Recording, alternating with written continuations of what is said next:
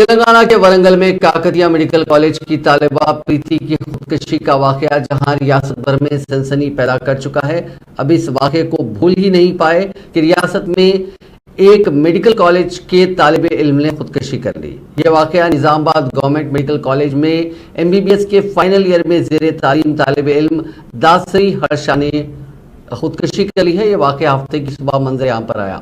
سرکاری medical college میں MBBS کے آخری سال کے طالب علم داسری ہرشا، جن کی عمر 22 برس بتائی گئی ہے، انہوں نے اپنے ہاسٹل کے کمرے میں پھانسی لگا کر خودکشی کر لی۔ داسری ہرشا کی خودکشی کی وجوہات معلوم نہیں ہو سکی۔ پولیس کو شبہ ہے کہ ہرشا جمعے کی رات اپنے ساتھی طالب علموں کے ساتھ مذاق کر رہا تھا۔ رات کے کھانے کے بعد وہ اپنے کمرے میں گیا اور انتہائی اقدام کیا۔ ون ٹاؤن پولیس نے موقع پر پہنچ کر تفتیش شروع کر دی۔ نعش کو پوسٹ مارٹم کے لیے ڈسٹرکٹ جنرل ہاسپٹل منتقل کر دیا گیا۔ متوفی طالب علم کا تعلق عادل آباد ضلع کے جنارم سے ہے۔